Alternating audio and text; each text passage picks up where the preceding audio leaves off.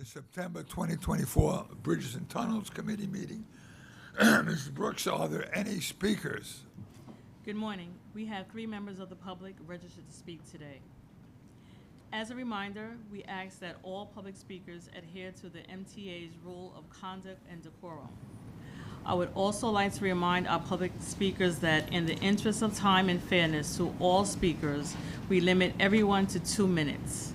Please be aware that there will be an auditory cue and a visual cue to remind you that you have 30 seconds to conclude your remarks. The first speaker will be Maddie Bucky's Highland, followed by Murray Bowden. Thank you very much, Madame. Good morning, everybody. I'm Maddie Bucky's Highland. For today, I want to speak about signage and stuff like that. Well, I want to first of all thank Jamie Barbas for co-chairing this, although she's no longer an MTA board member. I thank her for her service. Well, signage, well, the first thing is I want to thank the MTA Bridges and Tunnels for putting up signage on the Throgsneck Bridge northbound on the Clearview, letting people know how much the tolls are, or as there's one on the Cross Island, but there's never one on the Clearview until now. So I applaud you and thank you. And second of all, everybody has to pay their fair share in fares, although it's necessary to raise prices, as what Commissioner Neil Zuckerman would say. Anyway, with that being said, everybody, have a great day and God bless to everyone. Thank you, Madam. Thank you. The next speaker is Murray Bowden. Morning. Dave, time for me to go. I used to be able to make suggestions and they were taken seriously, but at this time it doesn't appear that way.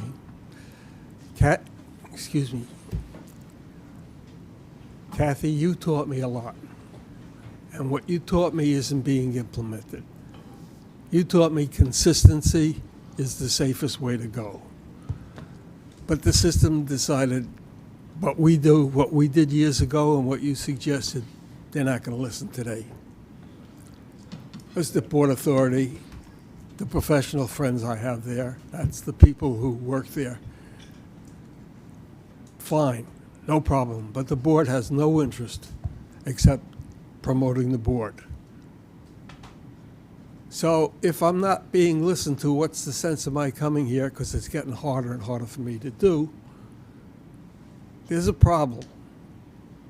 And until a basic problem of the road lines and that manual, because the manual is written for 50 years ago.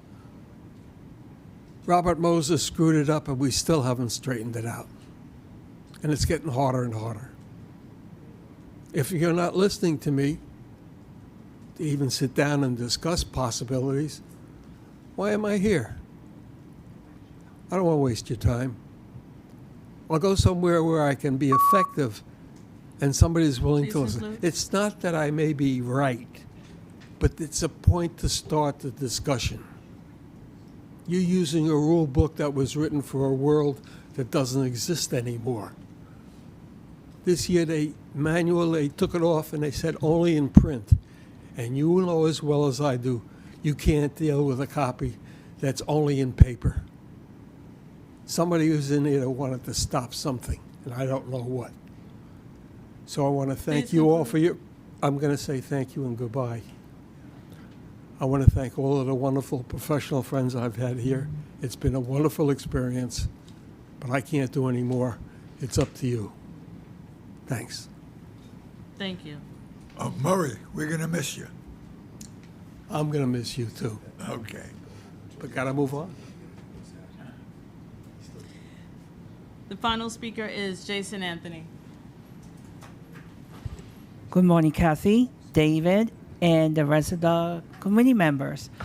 Today I was supposed to be at work, but due to unforeseen circumstances, I'm here in person. Kathy, good job catching those who don't want to pay the tolls. Let's show the other states that New York leads the way. And I hope that other states learn from us. since I work at Amazon at the fulfillment center at Staten Island, I haven't caught, at least I haven't seen those plates that we used to see anymore, thank God. But we should say that we should be cautious, that people could buy these plates and could, let's say, ship it to other states and use another shipping method to ship it into New York. So I think, Kathy, we should consider this as a cautious method, because people could do this too. Because since I work at the fulfillment center at Staten Island, we should take this as a caution flag. So Please conclude. that's all I have to say for this month. Thank you very much. Thank you. That concludes our public comment session for today's meeting. We don't have a quorum, so we can't vote on the minutes. But President Sheridan, are there any changes to the work plan? Good morning, Chair Mack. There are no changes to the work plan. I'd like to note the second quarter diversity report for bridges and tunnels, which appears on page 79 of the committee book, will be discussed at the Diversity Committee later today. While the focus of our committee meeting today is the 2025 to 2029 capital plan, I'd like to briefly mention a few items of note. On Wednesday, September 4th, there was an incident at the Queens Midtown Tunnel where the south tube exhaust duct was breached by a drill rig from a barge on the East River. This emergency began around noon and required the full closure of the tunnel on a busy weekday. Initially, there was an urgent need to assess the situation, to understand the cause of the leak, prevent further damage, and most importantly, ensure the safety of customers and employees. Once the cause and location of the leak was determined, the north tube was reopened around 1 p.m. for two-way traffic. The swift reactions and expertise of the B&T and C&D teams allowed a temporary repair to be completed and reopening of the south tube shortly after 5:30 p.m. I commend the strategic coordination of our leadership team, the actions of the Queens Midtown Tunnel facility staff, and all the B&T departments, our partners at MTA headquarters, construction and development, and MTA PD, as well as Pasilico Civil, HNTB, the U.S. Coast Guard, and Army Corps of Engineers. The permanent repair commenced immediately and was completed on Friday, just 2 days after the initial incident. Engineers continue to monitor the repair and will for a period of time to ensure the condition does not change. A brief comment regarding summer traffic and revenue. Both are exceeding 2023, and we look forward to that continuing through the end of the year. And additionally, one of our agency goals for 2024 is a realignment of leadership and departments to better position B&T for the future. In October, we'll present to you our new leadership team and organizational structure. And now on to the main event. I'm joined by MTA Construction and Development Senior Vice President and TBTA Chief Engineer Joe Keane, and we are pleased to present you the 2025-29 B&T Capital Plan. As a national leader in transportation, MTA Bridges and Tunnels drives the New York City metropolitan region, innovatively managing facilities and delivering significant financial support for the MTA subways, commuter railroads, and buses. This plan continues critical investments aimed at extending the service life of our structures and improving safety and resiliency, all while minimizing impacts to our customers. B&T operates 7 bridges and 2 tunnels, valued at almost $100 billion. These critical structures link the 5 boroughs of New York City with annual traffic of more than 335 million vehicles. This includes more than 6,300 MTA commuter buses every weekday. Our bridges and tunnels are also a critical link in the regional transportation network, enabling interstate commerce and contributing to the economy through our key role in the movement of freight. In New York State, 3 million jobs depend on freight, with a value anticipated to be $4 trillion by 2040. Our crossings play a significant role in this industry. As many of these facilities are just under 100 years old, they require sustained effort and investment, ensuring their structural integrity, safety, and state of good repair. B&T's proposed capital plan is $3 billion and is anticipated to create 10,000 jobs annually over the life of the plan. This plan will be presented to the MTA board for approval on Wednesday as a subset of the MTA's $68.4 billion capital plan. Unlike the remainder of the MTA plan, the TBTA portion does not require approval by the CPRB and is considered final once approved by the board on Wednesday. As with the larger MTA plan, the B&T plan invests heavily in maintaining our infrastructure in a state of good repair. At the Throgs Neck and Bronx Whitestone bridges, we will finish our program of main cable preservation with dehumidification, which will extend the life of these bridges. These investments will ensure these aging facilities remain safe and reliable transportation corridors for years to come. In addition, we will be upgrading our weigh-in-motion systems for enforcement of overweight truck restrictions, which cause premature degradation of our bridges.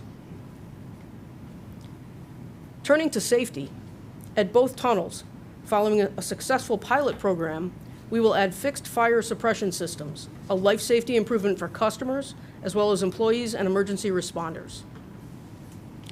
Traffic signage for customer messaging will be improved at the Henry Hudson, Marine Parkway, and Cross Bay bridges. And at the Verrazano Narrows Bridge, we will upgrade the electronic security system to improve our monitoring and detection capabilities.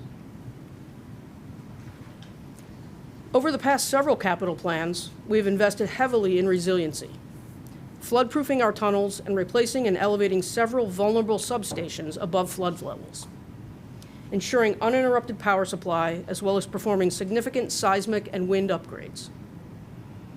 This plan continues that focus. 9 substations will be renewed, and if needed, raised above flood elevations.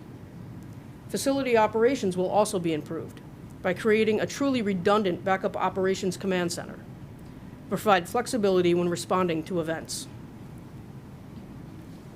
Just as Chair Lieber stated last Wednesday at Corona Yard, these capital investments in resiliency and state of good repair are critically important to maintaining our facilities, for future generations of customers, and for their role in the health of the region's economy.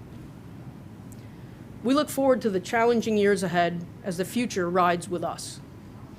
Joe and I are happy to field any questions that you may have. Commissioner Glassman. You mentioned weight limits on our bridges.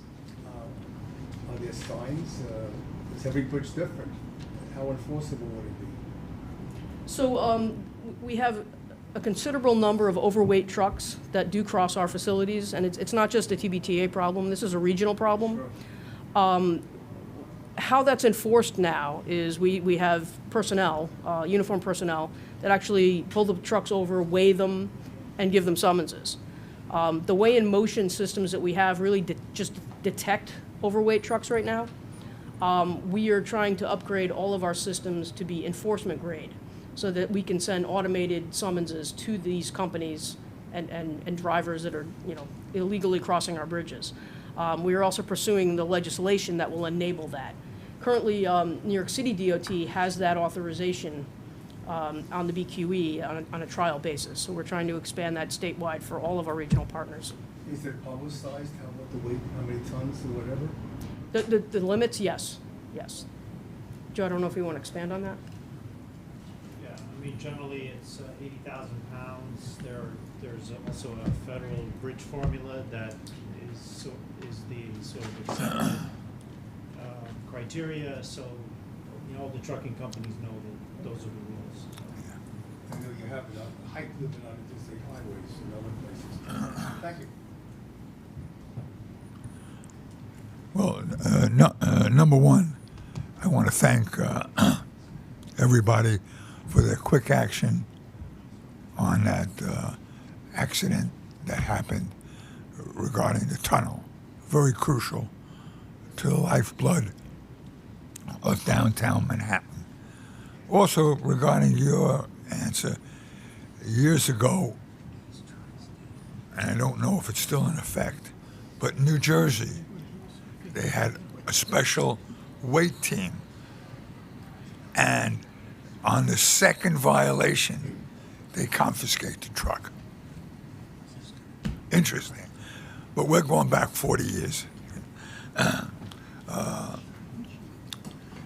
And finally, President Sheridan, do you have any comments regarding procurements? No, there are no procurements this month, and if there are no other questions, that concludes B&T's report. All good news. I'd like to have a motion to adjourn. That was quick. Here we go. Okay. Thank you all.